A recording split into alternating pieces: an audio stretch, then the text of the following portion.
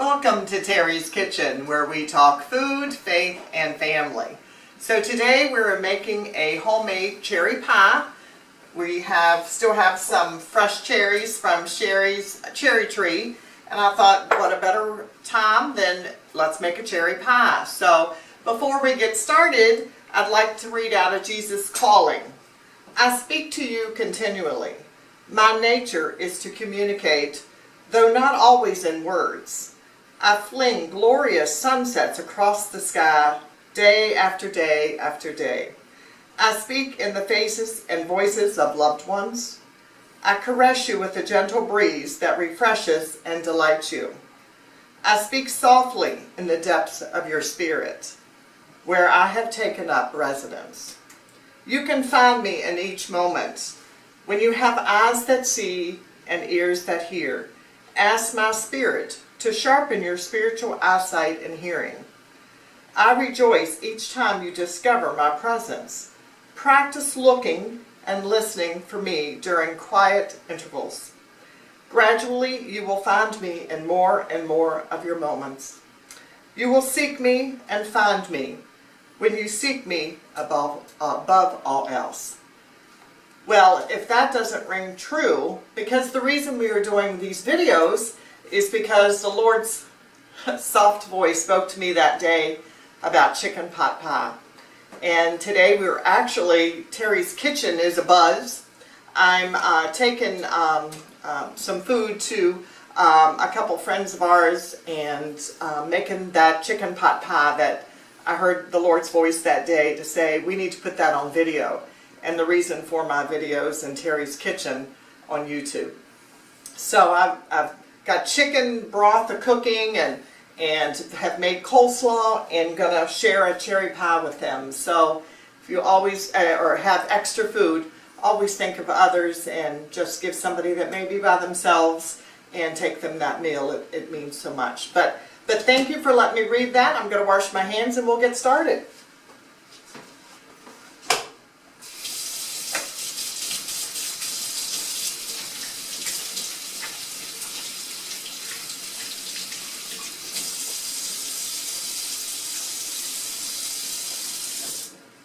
So, as I mentioned, we are going to be making cherry pie. So, we need to get our cherry filling prepared before we roll out the crust, because we have the actual filling needs about 15 minutes to kind of set and get ready and all those flavors absorb before we put it into the pie pan. We're going to rush it a little bit today just so that I can get that on film. So first of all, what I'm going to do, I have 1.5 cups of sugar. Now that may seem a lot, but you know, sour cherries, I love sour cherries, but I also like that sweetness in a pie. So I'm going to take 1.5 cups of sugar, put it in my bowl.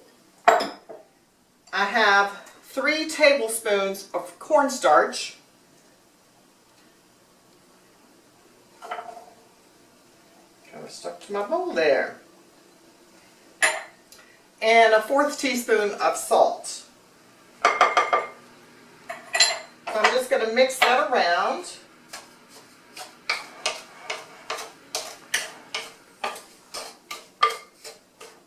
Okay, I'm just going to move that to the side here. So now what I have, with your cherries, if you're going to use them right after you've pitted them and you've rinsed them, after you've rinsed them, let them sit in a colander with a bowl underneath and catch that juice, because this is a 1/2 cup of the cherry juice that I'm going to add in here and we're going to mix up. Now because I'm using fresh cherries, you know, I'm not going to use any red food coloring because they have their own natural redness. But if you happen to get canned cherries, they have kind of lost that red color. So you could certainly add about 3 drops of red food coloring if you're using canned cherries. But since I'm using the fresh cherries, I'm not going to add that red food coloring. But I have 1/4 teaspoon of almond extract. That almond extract really gives it just a a punch, and it doesn't overpower the cherries, but I think it marries up the cherries very well with just a wonderful flavor. So I'm going to put that in. You're just going to mix that up, get those flavors incorporated. I'm going to pour that over the dry ingredients. Bring that back here. Just mix it up. I always thought, again, you know, when you think of a recipe and you think, oh my gosh, that's going to be intimidating to make, but really it's not. If you just get in your kitchen and have fun. That's the key thing. Cooking is not difficult, and if you make mistakes, that's all good. You're having fun in the kitchen. So I've mixed that up, and that almond extract, it just just a burst of flavor came up. So this is my sour cherries, and there's still some juice in there, but that'll go in there well. I have 2 cups of the sour cherries. So, and if you get a can of the cherries, 1 can, you drain it, keep that juice, and then that'll be enough for your 1 9-inch pie. So I'm going to put the cherries in.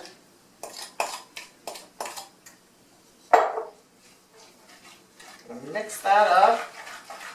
Boy, and I tell you, you gotta love cherry pie, especially when the sour cherries are in season. And so what is that old saying?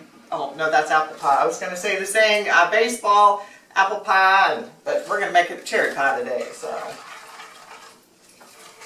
okay, so that's mixed up. So the recipe I use calls for 2 tablespoons of lemon juice. As you can tell, I use my lemons. I try not to get rid of things. I had zested this lemon, so that's the reason it looks a little rough. But I'm just going to pull some juice out of there.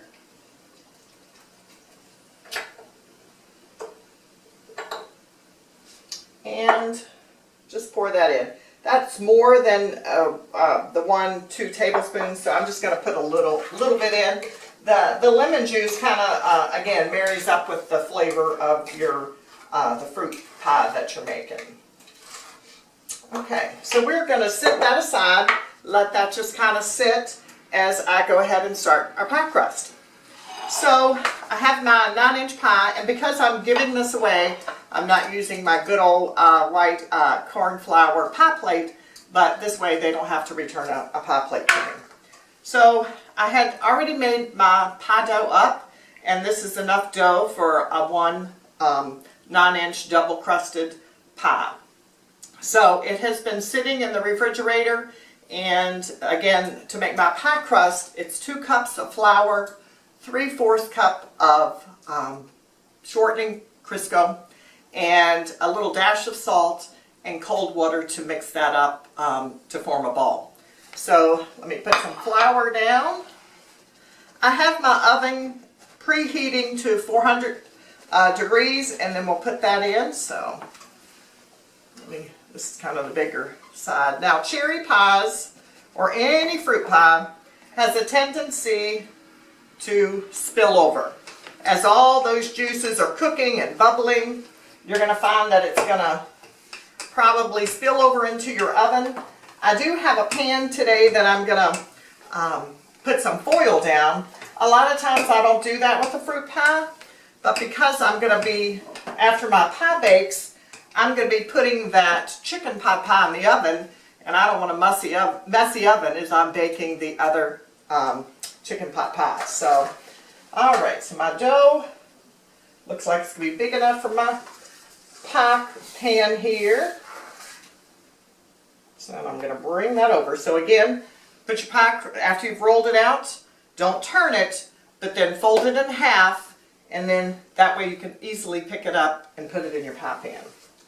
And you're going to have to move this around.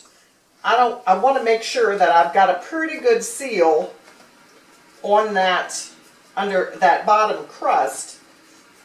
So again, to try to prevent those juices from coming out. Doesn't always work, but it's all good. So I'm going to just sit that here.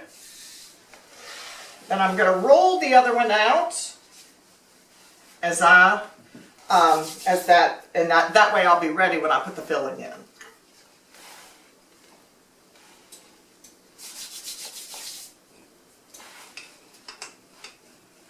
Like I said, the Terry's Kitchen's been buzzing this morning. But that makes a wonderful day. Like I said, I love cooking and hope you all do too. So somebody told me they had watched my video and her husband, and he said that I looked so relaxed when I'm cooking. And I think it's because I just love doing it. And I love sharing it with other people, so my love for it, so. Okay, so as I mentioned, we're not going to let, due to video time, I'm not going to let that sit the whole 15 minutes. That's okay. Ideally, if you can let that sit for 15 minutes, that would be wonderful. But I have rushed them in the past and it's okay. So I'm going to give that another stir. Because you want all that sugar to start dissolving and mixing up in there.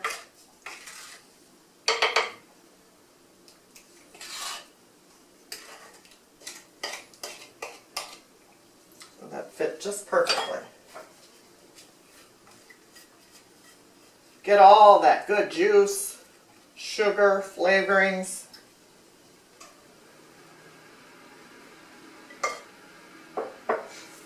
Now, this is where makes a wonderful, beautiful top crusty crust is my butter. So, if you want to decrease your butter, that's okay. But if you would like to do like this pie, it just, I mean, that crust with the butter on top, it's just so flaky, crispy, and just delicious. So take some tabs around. Put it around there. Normally you would put a little bit of butter inside as you're mixing your filling, but because I like to put it on exactly on top, I didn't include that in the actual inside as I was making the filling. Okay, so that's all the butter I'm going to use. Going to just get a little bit of cold water here because I want to put it around my edges to kind of seal the top crust, so that your filling doesn't all come out all the way. So just nice cold water. And you're going to come down, around, just pat your edges.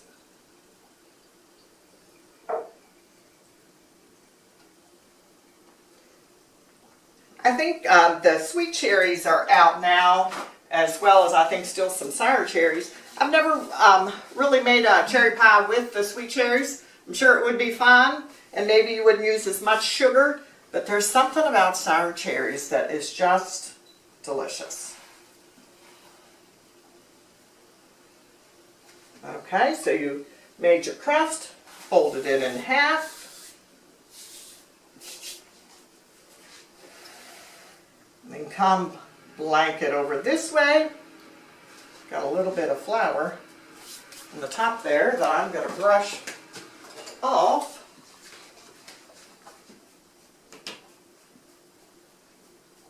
There we go. And so you've got your top. So what I'm going to do, I'm not going to go to the actual edge of the pie pan. I'm going to go away a little bit. So I'm about this far away from that edge because I want to tuck this crust in, tuck that cherry pie filling in tightly.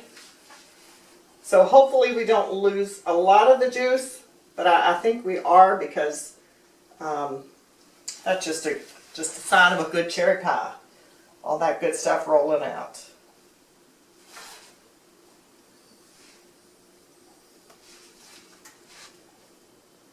I went to a relative's house last week and cooked for them and made them a pie. They had some canned cherries they wanted to use, and so I whipped out 4 pies at their house. And they had a friend over, a relative over, while I was making the pie, and they were kind of astonished how much butter I put on top.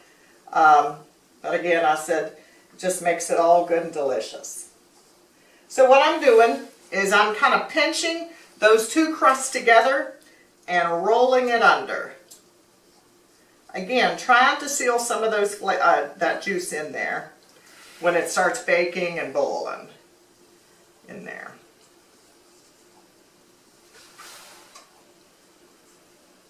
Just doing a quick tuck.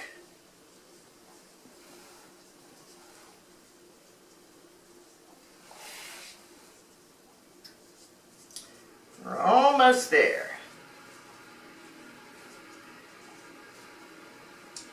I'm going to do a tuck, and now there's various ways that you can do your crust. I can take my fingers like this and push down, pull my thumb in. You can take your thumb and just kind of work it around. You can take a fork and press it down. Just multiple ways to decorate your crust edges here.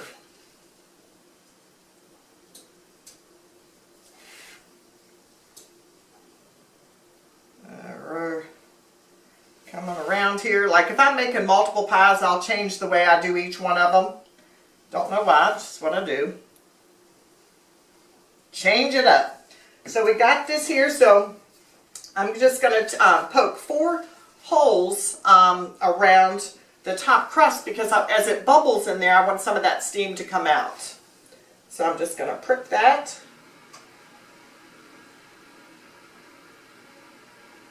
Don't go all the way down because you don't want to break that bottom crust. So I just made a little 4 pokes of holes there. Now I've got my pan here that I've covered and lined with some foil just to keep it if it spills out. And I'm ready to put this in the oven. Again, the oven is at 400. And I'm going to bake the pie about 50-55 minutes until it has a nice brown top crust. So let me put this in.